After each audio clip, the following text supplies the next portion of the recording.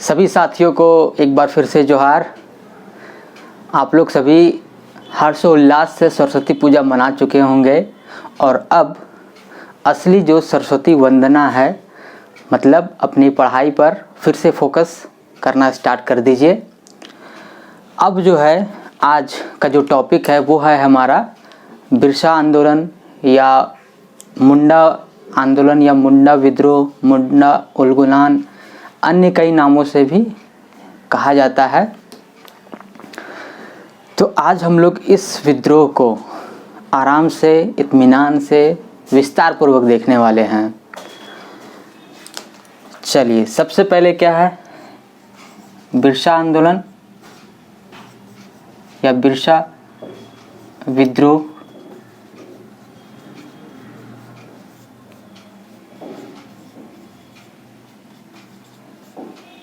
या मुंडा विद्रोह।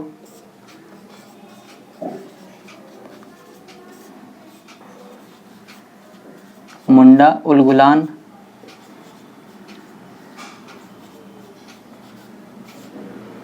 एक बार एग्जाम में आपका पूछ चुका है कि ये उलगुलान का मतलब क्या है, इसका शाब्दिक अर्थ। तो उलगुलान का मतलब ही होता है विद्रोह। ये शायद 2016 का जो सचिवालय सीजीएल हुआ था उस पे पूछा गया था, तो ये चीज़ आप लोग ध्यान दीजिएगा।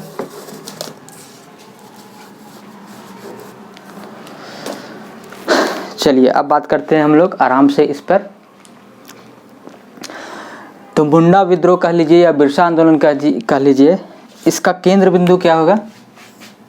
केंद्र मतलब नेतृत्वकर्ता जो भी कह लीजिए, जिन्होंने इसे नेतृत्व प्रदान किया वो है हमारे भगवान बिरसा मुंडा। इनका जन्म हुआ 15 नवंबर 1875 को। अब यहाँ से हम लोग आराम से बैकग्राउंड समझेंगे। 15 नवंबर 1875 इस समय इनका जन्म हुआ और इस समय में हम लोगों ने पिछले क्लास में देखा है कि इस समय चल रहा था पूरे झारखंड में सरदारी आंदोलन, जो कि यहाँ के सरदारों के द्वारा चलाया जा रहा था। मतलब वैसे लोग जो गांव को बसाए हुए थे, लेकिन विद्रोह या आंदोलन कह लीजिए या फिर हिंसा के कारण यहाँ झारखंड को छोड़ करके पास के प्रदेशों में, बाहर में, मतलब दूसरे प्रदेशों में चले गए। और जब वे यहाँ पर वापस लौटे तो उस समय तक उन्होंने यहाँ पर देखा कि कोई बाहरी लोग आकर के उनके ज़मीनों पर कब्जा कर चुके हैं।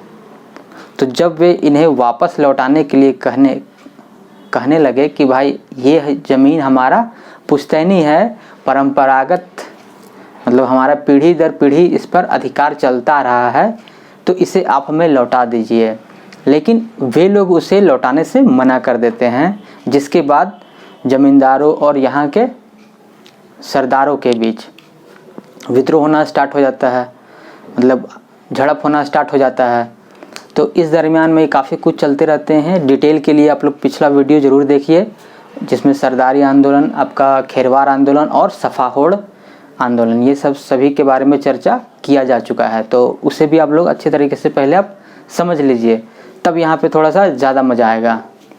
तब यहाँ पे क्या हुआ था कि जब 1869 में जो छोटा नागपुर टेन्योर्स एक्ट, छोटा नागपुर भूधृति अधिनियम 1869 जब इसे लाया गया, तब भुइहरी और मंझियास भूमि, जो कि ज़मींदारों और उराओं की ज़मीन थी, उस पर तो सेटलमेंट हो गया, लेकिन खुटकट्टी, राजहंस और कोड़कर भूमि ये विवाद का कारण बना रहा और ये इस पर चलता रहा।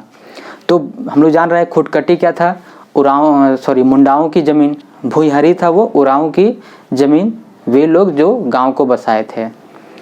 तो मुंडारी पे तो विवाद सुलझा ही नहीं, तो इसीलिए मुंडा विद्रोह चलता रहा।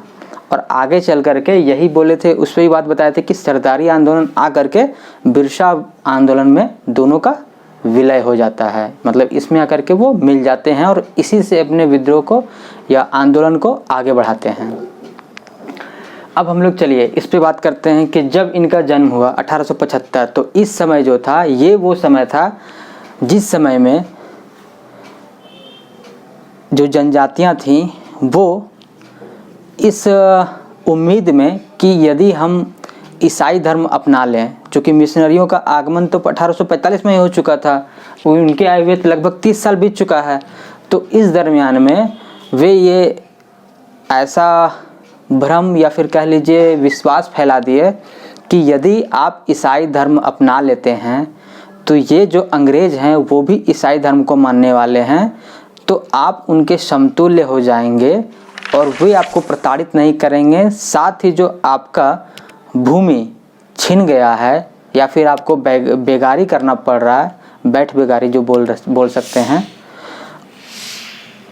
वो भी नहीं करना पड़ेगा और जो आपका ज़मीन छिन गया है वो आपको वापस लौटा दिया जाएगा। इस उम्मीद से या लालच से जो भी कह लीजिए, यहाँ की जनजातियाँ ईसाई धर्म की ओर आकर्षित हुई और बहुत सारे लोगों ने उस समय ईसाई धर्म को अपना लिया। अब क्या होता है कि बिरसा मुंडा का जब जन्म हुआ 1875 में, तब वही जो समय चल रहा था, तो इनके पिता थे, इनके पिता का नाम, इनके पिता का नाम था सुगना मुंडा।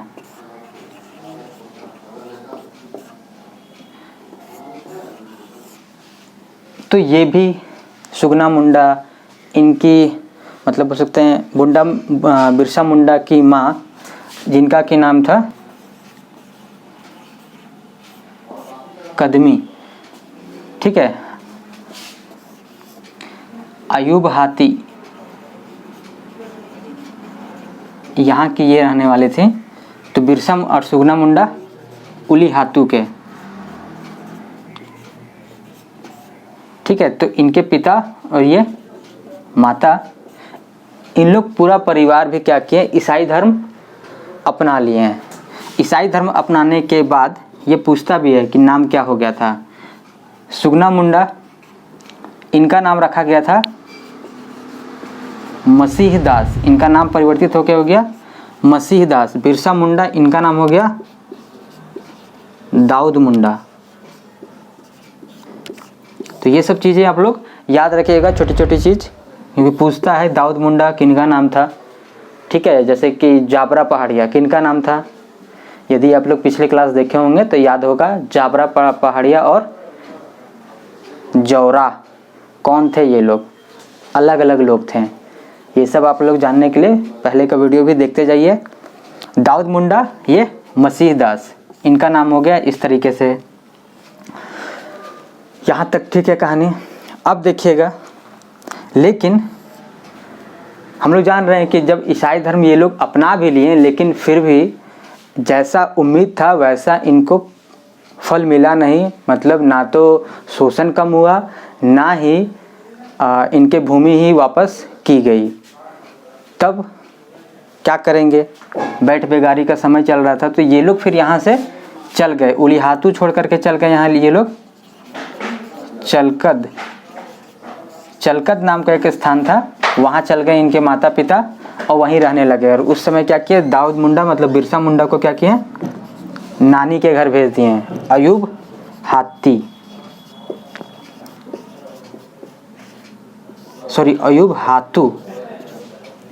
हाथू था, अयूब हाथू। तो यहाँ भेज दिए 5 वर्ष की उम्र में। वहाँ गए, यहाँ तो बच्चे थे, कुछ मतलब शिक्षा विक्षा स्टार्ट नहीं हुआ। अब आगे देखिएगा, इसके बाद 1 वर्ष के बाद इनकी मौसी रहती है, नाम उनका था जोनी, ये इनकी मौसी रहती है। तो उनका विवाह हो जाता है खटंगा में।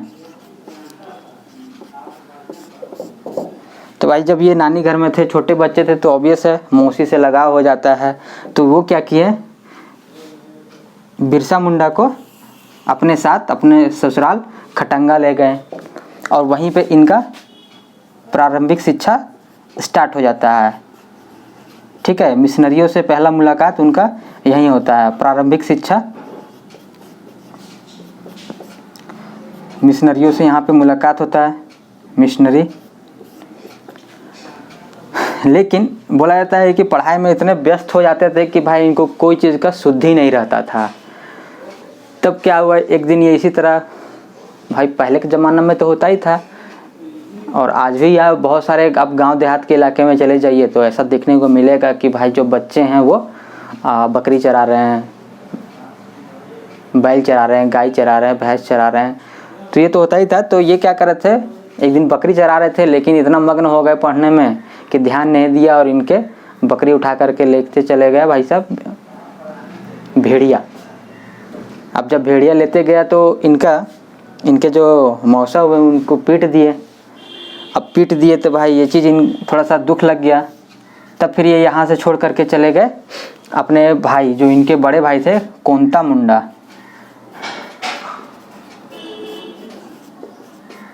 ये चले गए कुंदी नामक गांव में और यहीं पे इनका मुलाकात होता है बिरसा मुंडा। यहाँ से फिर ये आ गए यहाँ कुंदी में और यहीं पे इनका मुलाकात होता है आनंद पांडे से। एग्ज़ाम में कई बार पूछ चुका है इनके गुरु कौन थे अध्यात्म वाला। तो ये आनंद पांडे शुरुआती तौर पर ये थे, तो इनको काफ़ी शिक्षा दीक्षा, मतलब वो महाभारत, रामायण, ये सब जो हमारा जो गीता, ये सब धार्मिक ग्रंथ हैं, इसके बारे में उनको कहानियाँ सुनाएं कि किस प्रकार से राम ने रावण पर विजय पाया या कृष्ण ने कंस की हत्या की। ये सब सारा कुछ, ये सब इनको ये बताएं, कहानी सुनाएं। तो ये सब से ये काफ़ी प्रभावित हुए। इसके बाद फिर ये चले जाते हैं कुंदा से बड़जू एक जगह है, तो वहाँ पर जा कर के इनका जो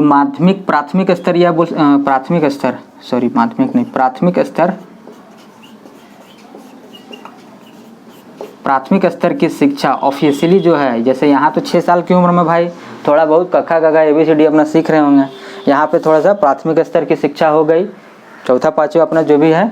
उसके बाद फिर यहाँ से शिक्षा ग्रहण करने के बाद उच्च प्राथमिक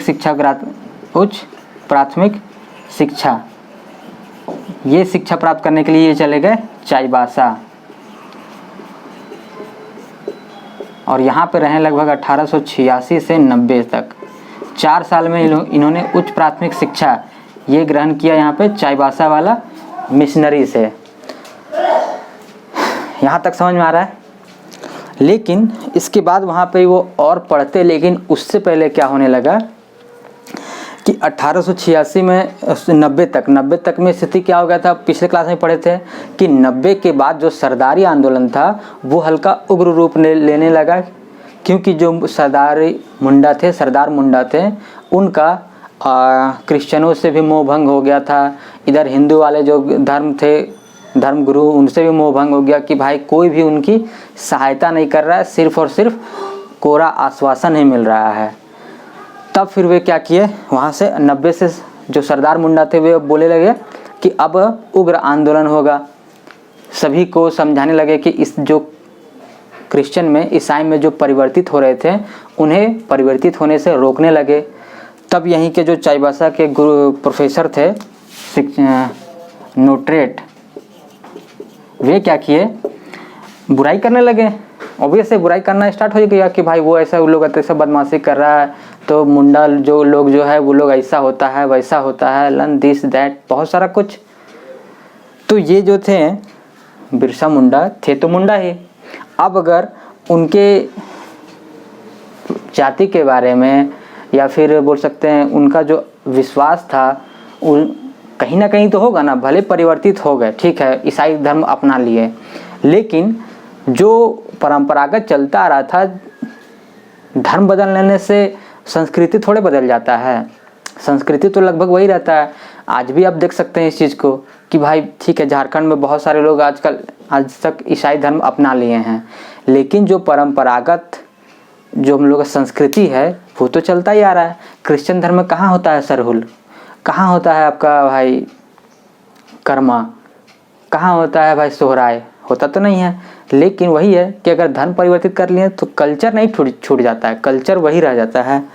तो जब उनके कल्चर के बारे में बुरा भला बोला जाएगा तो स्वाभाविक तौर पर है उनको ही बुरा लगेगा। इस बात को लेकर के विवाद हो गया हमारे भगवान बिरसा मुंडा और वहाँ के पादरी नोटरेट के बीच में विवाद हो गया। इनको कॉलेज से निकाल दिया गया, मतलब वहीं स्कूल से निकाल दिया गया। तो ये फिर चाईबासा से वापस चले गए अपने पिता के पास, ये जो जहाँ पे चले गए थे चलकद।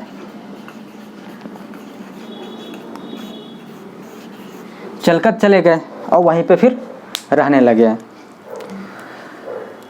चलकद के बारे में फिर क्या था कि यहीं पे फिर ये 90 से लगभग 2-3 साल 3 साल 4 साल ये यहीं रहे। इस समय में ये क्या हुए, ये वैष्णव एक गुरु थे, वैष्णव धर्म, वैष्णव समझ रहे हैं, कृष्ण वाले, ठीक है, वैष्णव धर्म, विष्णु कृष्ण जो भी कर लीजिए एक ही बात है। तो इसमें ये परिवर्तित नहीं होगा, इस पे ये मतलब इनके एक गुरु से, वैष्णव धर्म के एक गुरु से इनकी मुलाकात हुई और ज्ञान का आदान प्रदान होने लगा। तो ये कुछ ये भी इनका बिल्डअप हुआ। जैसे देखिए कि कितना इनका अलग अलग डायमेंशन में इनका व्यक्तित्व विकास हो रहा है। परंपरागत जो अपना ट्रेडिशन है, आदिवासी कल्चर जो है वो तो था ही, आनंद पांडे से भी ले लिए, इधर क्रिश्चियन वाला ये सब भी शिक्षा ले लिए, अब ये वैष्णव धर्म वाले गुरु से भी शिक्षा ले रहे हैं। तो शिक्षा लिए लगभग 2-3 साल लिए। उसके बाद क्या हुआ कि ऐसा सिचुएशन था कि एक बार खाने के लिए सबका भाई होता ही था, भाई काम नहीं मिल रहा है, ज़मीन नहीं है तो खाएंगे क्या, तो भाई भूखे रहना पड़ता था।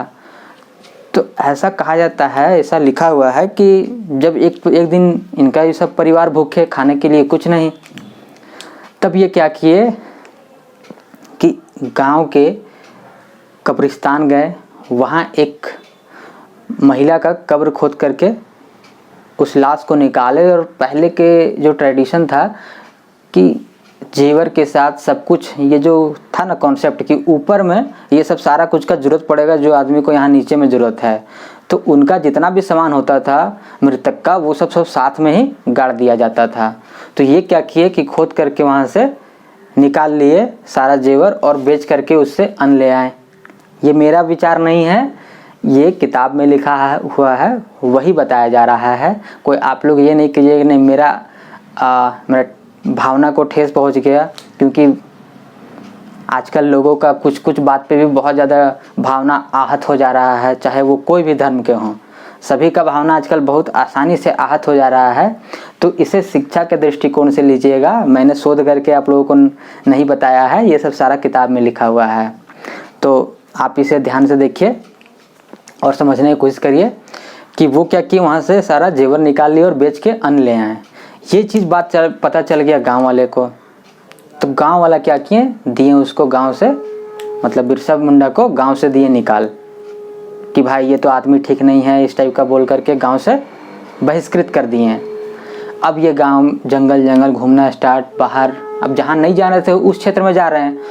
वहाँ जाने के क्रम में क्या हुआ कि ये सब जो कीर्तन वीर्तन सीखे थे वैष्णव धर्म के प्रभाव में, वैष्णव मतलब वही समझिए कृष्ण, तो अखंड हरि कीर्तन, तो ये सब कीर्तन जो सीखे थे वो कीर्तन भजन करने लगे। तो इससे कुछ युवा इससे मोहित हो गए, बिरसा मुंडा से कुछ युवा मोहित हो गए और इनके शरण में आने लगे, मतलब लगातार इनसे मिलने लगे, इनके बारे में लोगों को बताने लगे। और इसी दरमियान में क्या हुआ कि 1995 का ये घटना है, 1995 का 1995, ये सब जो अब घटना हो रहा है ये सब अब यहाँ देखिए 1995 का घटना है। तो इसी क्रम में क्या हुआ कि एक दिन अचानक से बिजली कड़का, बिजली गिरा, तड़ित जिसको बोल सकते हैं ना, तड़ित, तो वो तड़ित गिरा, तो तड़ित से हल्का झुलस गए। इसके बाद मतलब रूप रंग हल्का चेंज हो गया। तो पूरे जो इनके समर्थक थे वे पूरे क्षेत्र में ये मतलब बात को फैला दिए कि जो बिरसा मुंडा हैं उनको भगवान ने साक्षात्कार दर्शन दिया है, वे भगवान के दूत हैं। इस टाइप का हो गया कॉन्सेप्ट। अब क्या हुआ, तब फिर यहाँ पे आसपास के लोगों में थोड़ा सा होता है ना जिज्ञासा, उत्सुकता, ये बढ़ गया कि अच्छा भगवान को दर्शन मिला है, ऐसा वैसा, भगवान के ये दूत हैं। तब फिर आसपास के लोग इनके पास आने लगे, अपना अपना फरियाद लेकर के, हमको ये करना, हमको वो, ये दिस दैट, बहुत सारी की समस्या है, दूर कर दीजिए। तो उसके बाद फिर ये थोड़ा क्षेत्र में प्रसिद्धि पाने लगे हैं। तब इन्होंने डस्टर, 1 मिनट, इसे फिर मिटा के आगे लिखते हैं, रुकिएगा 1 मिनट। इसे आप स्क्रीनशॉट ले लीजिए, फिर इसके बाद आगे बात करते हैं। इसके बाद इन्होंने एक नए धर्म या पंथ बोल सकते हैं, ज़्यादा सूटेबल होगा, का प्रचलन कर दिया। और उसके अंतर्गत क्या क्या बातें की अभी बात करते हैं। फिर आगे का कहानी देखिए, बहुत इंटरेस्टिंग है। झारखंड में अगर सबसे ज़्यादा जिस टॉपिक पे पढ़ा लिखा गया है वो यही है। तो इसमें आपको बहुत सारे चीज़ पढ़ने को मिलेंगे, बहुत सारी चीज़ आपको देखने को मिलेंगे। तो आप लोग इसे आराम से देखिए और समझिए।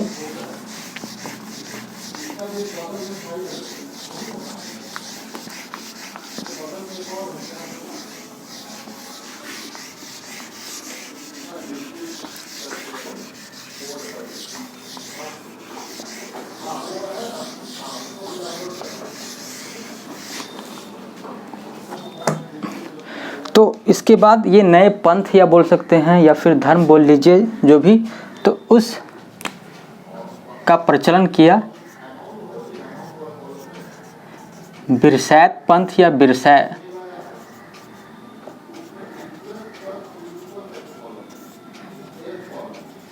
पंथ कह लीजिए या धर्म कह लीजिए, इसका चलन हुआ। इसके अंतर्गत ये क्या किए कि कुछ चीज़ बताए। सबसे पहला, बहुत सारे देवी देवता के स्थान पर सिर्फ एक देवता जो कि सर्वोच्च देवता हैं, सिंहबोंगा, सिर्फ इस सिंहबोंगा की ही आराधना करना, बाद बाकी देवी देवता जितने हैं उनका परित्याग करना, एकेश्वरवाद का सिद्धांत का समर्थन किए। ये चीज़ हम लोग खेरवार आंदोलन में भी देख चुके हैं, उस वीडियो को भी आप लोग जरूर देखिए। सिंहबोंगा कि सिर्फ सिंहबोंगा की आराधना। दूसरा क्या किए, बलि पर रोक, बलि प्रथा जो था उस पर रोक लगा दिए। तीसरा, मांस मदिरा पर रोक, कि मांस मदिरा नहीं खाना है, ना पीना है। चौथा, आंगन में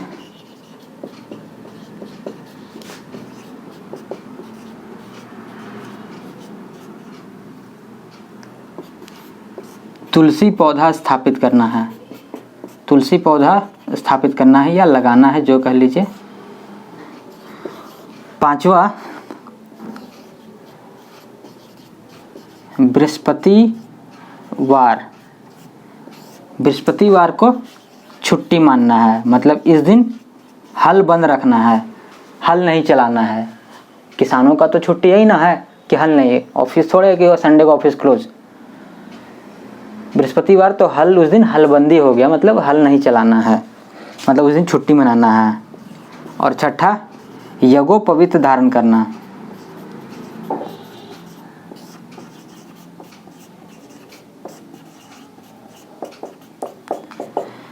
तो ये सब सारा चीज़ वे बताएं। और इससे नया बिरसाइत पंथ या धर्म का मार्ग प्रशस्त हुआ या फिर वो अस्तित्व में आया। सारा कुछ ठीक था, लेकिन ये चीज़ से जो बड़े बुजुर्ग लोग थे उनको इस चीज़ से समस्या हो गया कि बलि प्रथा अगर नहीं होगा, क्योंकि पहले ये हम लोग जानते हैं कि ये विचार था कि यदि कुल देवताओं को, जिसको कि भूत प्रेत भी कहते हैं, ये मना कर दिए थे भूत प्रेत मानने के लिए बिरसा भगवान, कि भाई भूत प्रेत कुछ नहीं होता है, इसलिए इसे मानना बंद कर दीजिए। तो उसके नाम पर जो बलि चढ़ता है या देवी देवताओं के नाम पर जो बलि चढ़ता है उस पर ये रोक लगा दिए।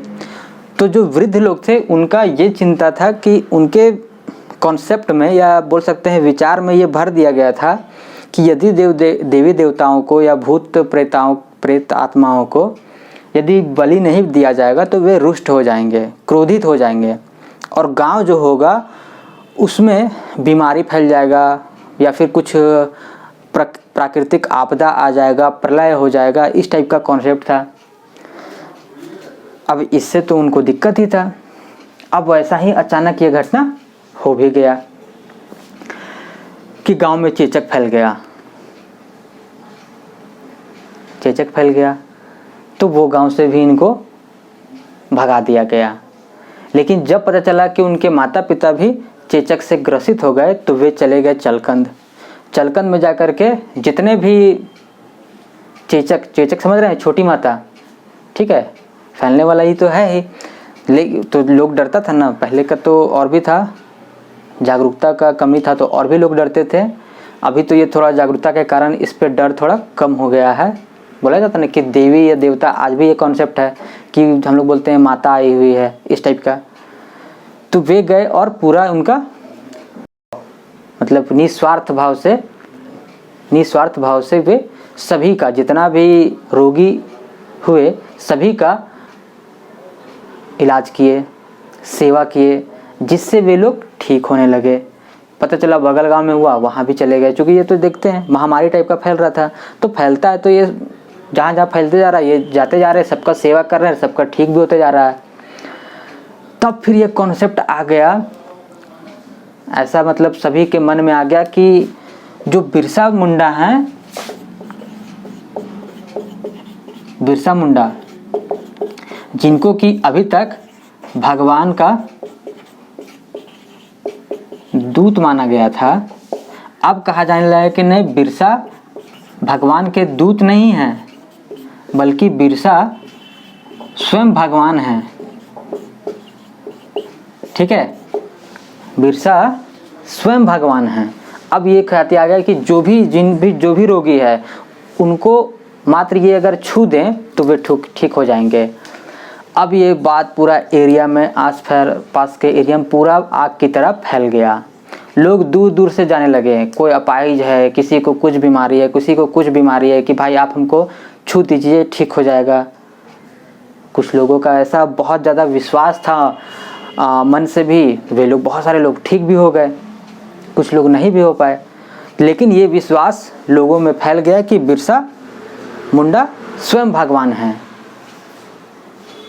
ये बात अंग्रेज़ों को भी पता चला, पादरियों को भी पता चला, तो सबको और ज़मींदारों को भी पता चला कि उनका इतना लोकप्रियता बढ़ता जा रहा है, लोग उनके इतने भक्ति कर रहे हैं। तो इससे उन लोगों को तकलीफ़ होने लगा, क्योंकि बिरसा मुंडा को जब स्कूल से निकाल दिया गया, और ये तो शोषण वगैरह तो देख ही रहे थे भाई कि किस तरीके से शोषण चल रहा है, तो अंग्रेज़ों के प्रति तो घृणा था ही।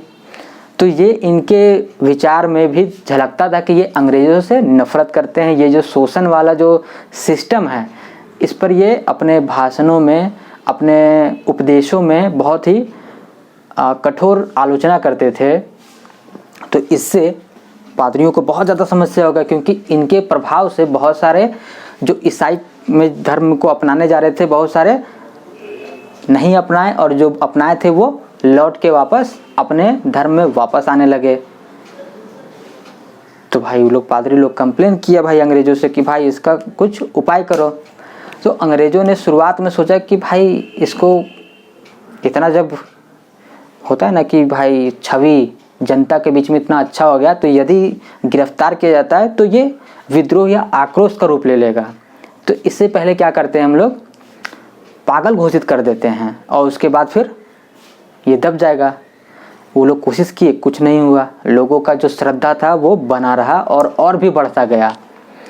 तब मजबूरन में लास्ट में जब ये लोग नहीं कुछ कर पा रहा था, तब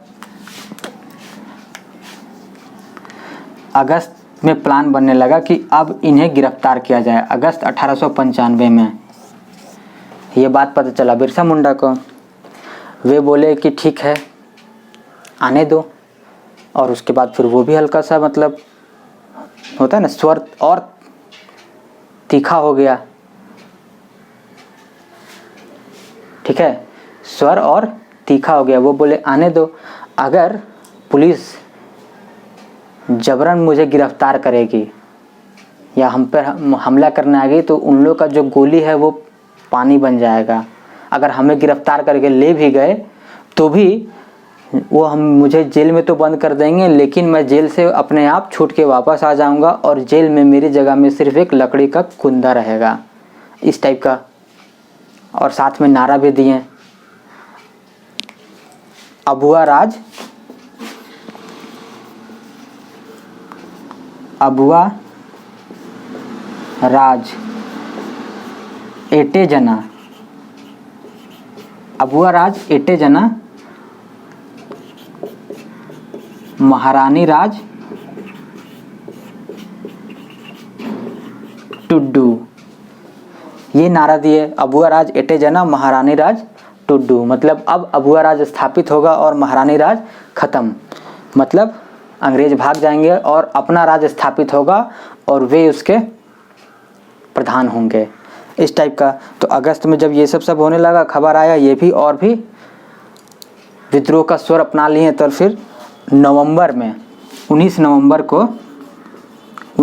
1895 को इन्हें गिरफ्तार करके रांची लाया गया। छोटा सा सुनवाई हुआ, दंगा भड़काने का आरोप लगा, वो सब धारा लगा आईपीसी वाला, और इनको भेज दिया गया हजारीबाग जेल। सजा दे दिया गया 2 साल का, हजारीबाग जेल 2 साल का, 2 वर्ष की कैद प्लस 50 रुपया जुर्माना, और यदि जुर्माना नहीं भरे तो 6 महीना और जेल। इनके जो साथी थे सबको यही 2 साल का जेल, उन लोगों को 20-20 रुपया का जुर्माना। नहीं सजा दिए, पैसा नहीं दिए तो 3-3 महीना का और भी जेल मतलब सजा दे दिया गया। इनको हजारीबाग जेल में शिफ्ट कर दिया गया। अब फिर 2 साल के बाद 30 नवंबर को फिर ये 30 नवंबर 1897 को जेल से ये रिहा होते हैं। जेल से रिहा, और रिहा करने के मतलब थोड़ा सा पहले रिहा कर दिया जाता है। कुछ उपलक्ष्य रहता है अंग्रेज़ों का, उसके महारानी का कुछ था, तो उस समय में ये जेल से रिहा कर दिए जाते हैं। और कहा जाता है कि रिहा तो कर दे रहे हैं, लेकिन जाने के बाद फिर से वही वाला काम, मतलब लोगों को भड़काना, विद्रोह करना, ये सब काम नहीं करना होगा। ये मानने वाले थे, बोले ठीक है कोई बात नहीं है। ये वापस आए, और जो ये सरदारी आंदोलन चला रहे थे वो तो एक्टिव हो ही गए थे, क्योंकि इनको एक नेतृत्व मिल गया ना, तो वो तो एक्टिव हो गए थे। जब ये छूट करके गए तो वो फिर से सबको आ गए और फिर से बोलने लगे कि नहीं, फिर से हम लोग एकजुट होते हैं और फिर से आंदोलन करते हैं, फिर से विद्रोह करते हैं, हम लोग को बैठना नहीं है, हार नहीं मानना है। फिर से संगठित होना स्टार्ट। सोचिए इतने पुराने समय में 6000 ये अपने मतलब समर्थक उस समय में जेल जाने के पहले तैयार कर चुके थे, जो कि अपना तलवारबाजी, लन फन सारा कुछ ये ट्रेंड करते थे। सबको ये मतलब ट्रेंड करके उतना सेना अपना बना लिए थे। और इसमें एक महत्वपूर्ण आदमी गया मुंडा, इनका भरपूर सहयोग किए। आगे देखिएगा, अभी 99 का जब बात होगा तो वहाँ पे वो फिर से भी आएंगे, वहाँ पे उनका मुख्य रोल रहेगा। तो गया मुंडा, जो कि गया मुंडा देख लीजिए, बिरसा मुंडा ऐसे गया मुंडा, ये बिरसा मुंडा के सेनापति या प्रधान, हाँ प्रधान सेनापति बोलिए, सेनापति थे। तो जेल से जब रिहा हुए फिर से संगठित होने लगा आंदोलन, और उसके बाद अबर आंदोलन को 2 भागों में कर दिया गया, एक धार्मिक वाला और एक राजनीतिक वाला। धार्मिक वाला का काम था कि लोगों के बीच में धर्म का प्रचार प्रसार करना, उनको अपनी ओर शामिल करना। और जो राजनीतिक वाले थे उनका था कि विद्रोह के लिए सैन्य बल तैयार करना, ताकि विद्रोह करे और जोरदार करें। इस तरीके में फिर ये 98 पार हो गया, 1899 भी लास्ट में 24 दिसंबर 1899 को डोंबरी पहाड़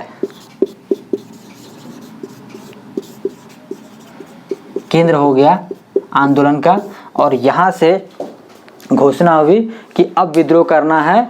और उस समय भी एक नारा दिया गया, यहीं पे देखिए, यहीं पे लिखते हैं, उस समय एक नारा दिया गया, कटोंग बाबा कटोंग।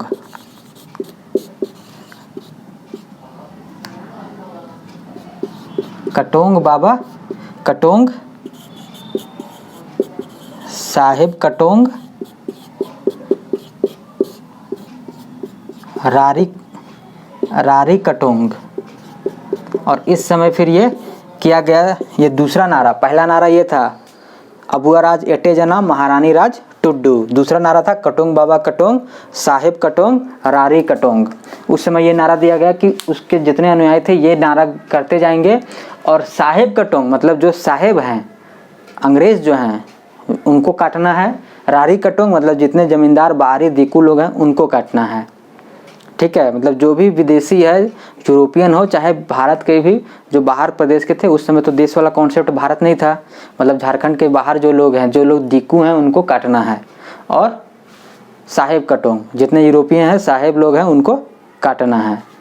ये वाला दिए, कटोंग बाबा कटोंग, साहेब कटोंग, रारी कटोंग। और एक और नारा दिए उस समय, ये भी पूछता है कि अब हमारी,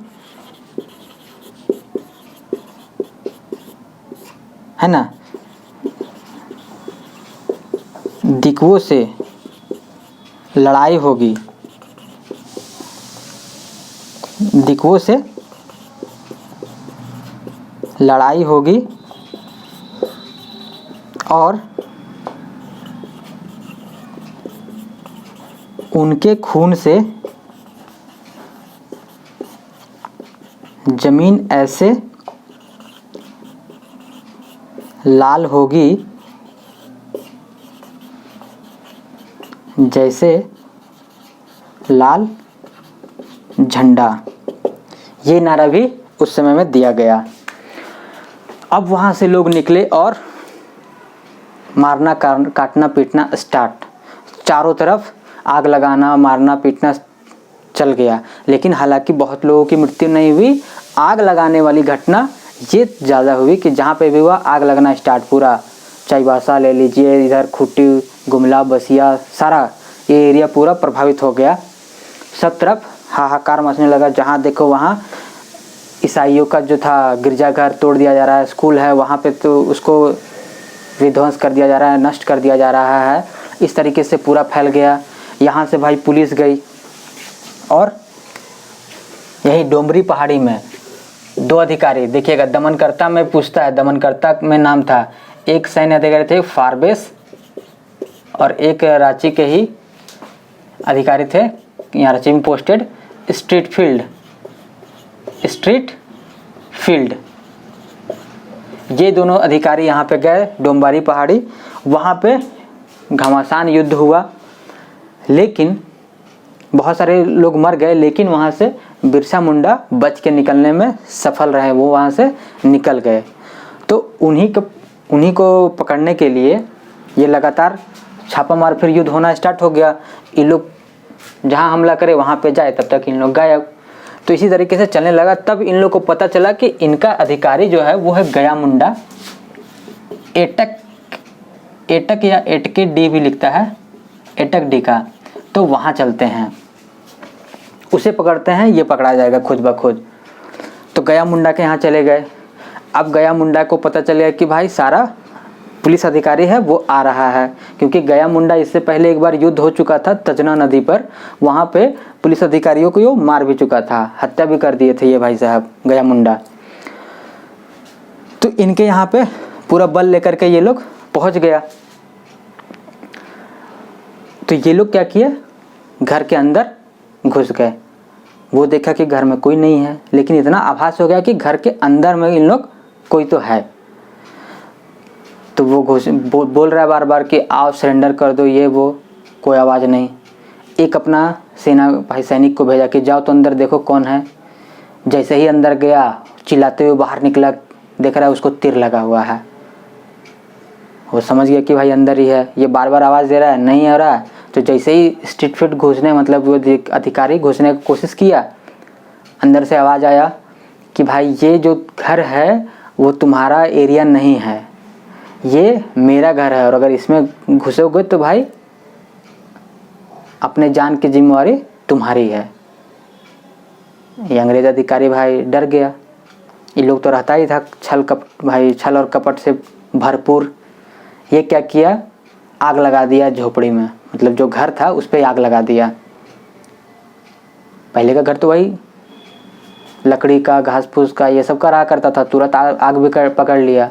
अब जब आग पकड़ लिया, पूरा जलने लगा, तो मजबूरन बस उन लोग सारा कोई पूरा परिवार, जिसमें गया मुंडा, उनकी पत्नी, उनके बेटे, पोता, बहुएं, सारे लोग थे।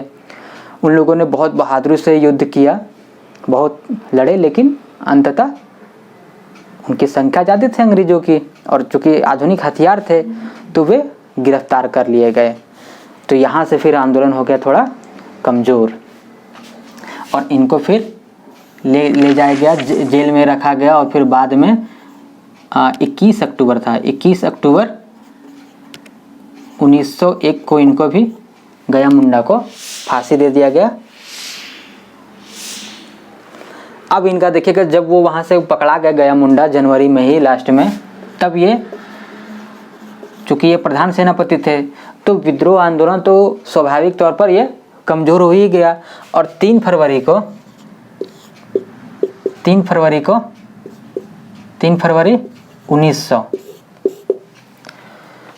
1900 को बिरसा मुंडा भी पकड़े गए। वही कुछ धोखेबाज लोगों के कारण ये भी पकड़े गए। अब फिर इनको पकड़कर भेज दिया गया रांची जेल। रांची जेल में ही फिर इनकी,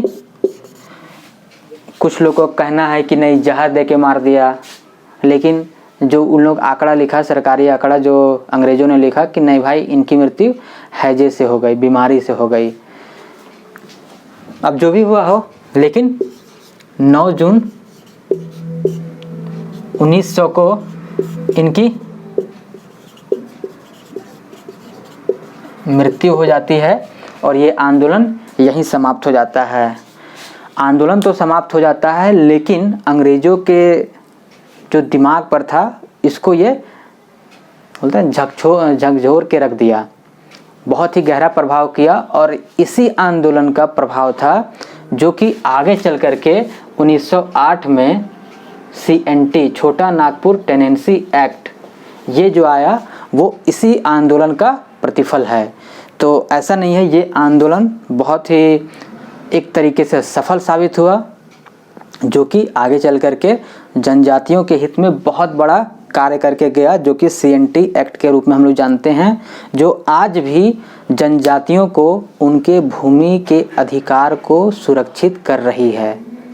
तो ये आंदोलन का महत्व आप समझिए, और इस आंदोलन को बहुत ही मन से पढ़िएगा। ये आंदोलन हमारे धरती आबा बिरसा मुंडा की है। तो आज के लिए इतना ही, फिर मिलते हैं हम लोग अगले क्लास में। धन्यवाद।